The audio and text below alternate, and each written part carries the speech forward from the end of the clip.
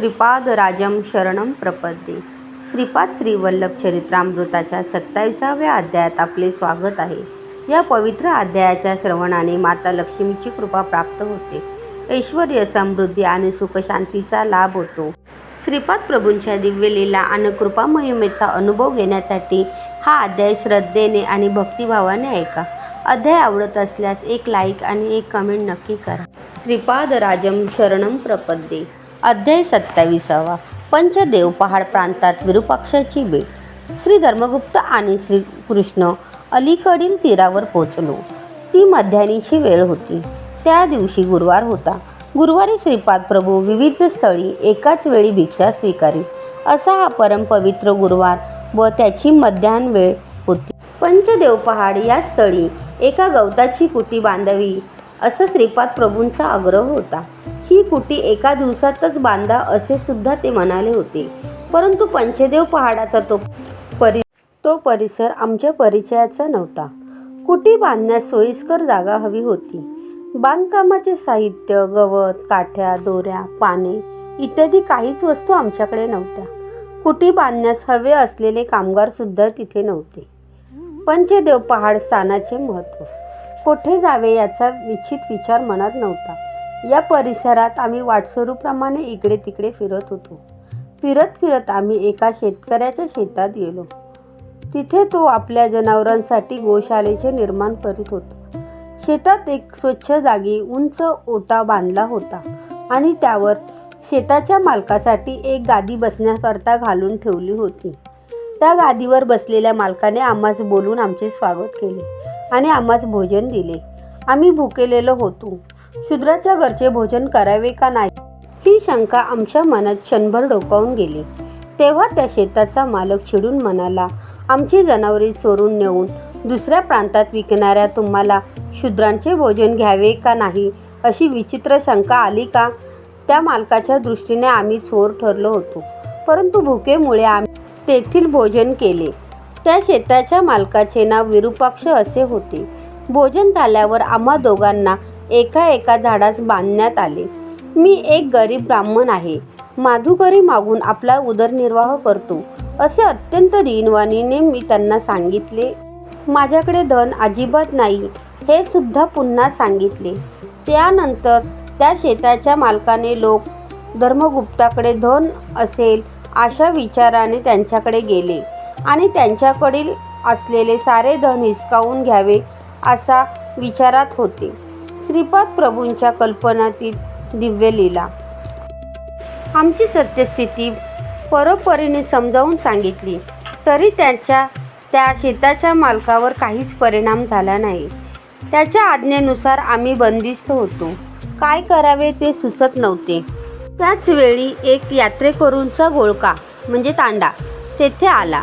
या यात्रेकरूंमध्ये शिवकावडी नावाचा एक भक्त होता.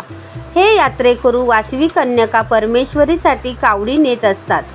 हे भक्तगण त्रिपुंड गंध लावतात, घंटानाद करीत श्री कन्यका परमेश्वरी स्तुतीभरीत गीते गात आपले मार्गक्रमण करतात. गंगेच्या पवित्र जलाची कावड शुभ कार्यासाठी किंवा वासवी मातेच्या जयंतीच्या उत्सवासाठी हे भक्तगण वाहून आणतात. या यात्रेकरूंमध्ये अजून एक प्रकारचे साधक असतात. त्यांच्या कटीस एक पट्टा बांधलेला असतो. या पट्ट्यामध्ये तलवार, कवच आणि विविध प्रकारची युद्धाची शस्त्रे असतात. या लोकांच्या समुदायास वीरमुष्टी असे नाव आहे. हे लोक नामाचा जयघोष करीत घंटानाद करीत येतात. त्या शेतकऱ्याने आलेल्या यात्रेकरूंना आणि वीरमुष्टी लोकांना भोजन देऊन त्यांचा सत्कार केला. त्यानंतर आम्हास बंधनातून मुक्त करून गोशाळेच्या निर्माण कार्यात मदत करा असा आदेश त्या शेतकऱ्याच्या मालकांनी दिला. आम्ही कामास लागलो. सायंकाळी काम संपल्यावर विरूपाक्षाने आम्हास प्रश्न केला, मुष्टीतील मुष्टी, वीरमुष्टी याचा अर्थ काय? आम्हास तो अर्थ माहीत नसल्याने आम्ही शेतकऱ्यास तसे सांगितले. त्या दिवशी सायंकाळचे भोजनसुद्धा त्याने आम्हास दिले. गायींच्या संरक्षणार्थ आम्ही त्या रात्री तेथे झोपावे असे त्या शेतकऱ्याने आम्हास सांगितले. नंतर तो शेताचा मालक आपल्या सेवेकऱ्यांबरोबर हसत खेळत निघून गेला. त्या रात्री आम्ही मध्यरात्रीपर्यंत श्रीपाद प्रभूंचे नामस्मरण आणि दिव्य लीलांचे स्मरण करीत होतो. त्यानंतर आम्हास झोप लागली. सकाळी सूर्याची किरणे अंगावर पडताच घाईघाईने उठून बसलो. आजूबाजूस पाहिले, तेथे गायी नव्हत्या. आजूबाजूचे शेतकरी येऊन विचारू लागले की ती जागा त्यांनी किती किमतीस विकत घेतली. आम्ही काल घडलेला वृत्तांत त्यांना संपूर्णपणे सांगितला, परंतु त्यांनी आम्हा दोघांना वेड्यातच काढले. आमच्या मनात एकच प्रश्न सतत घोळत होता.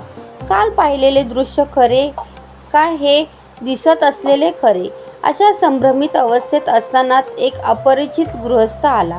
त्याने आम्हास विचारले, श्री वासवी कन्यका देवीचा जन्म वैशाख शुद्ध दशमीच्या दिवशी झाला का सप्तमीच्या दिवशी झाला? या प्रश्नास उत्तर देताना श्री धर्मगुप्त म्हणाले, श्री वासवी मातेचा जन्म वैशाख शुद्ध दशमीच्या दिवशी मध्यान्ह समयी झाला. त्या दिवशी शुक्रवार होता.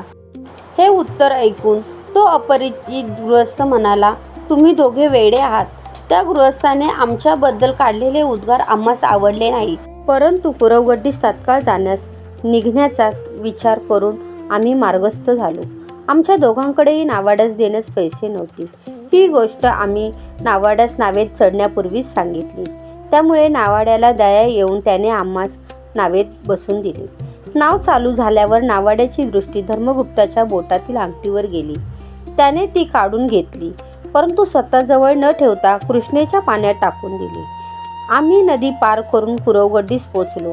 त्यावेळी श्रीपाद प्रभू कृष्णा नदीत स्नान संध्यादी आटपून तपश्चर्येसाठी बसले होते. श्रीपाद श्रीवल्लभांचा जय जयकार असो.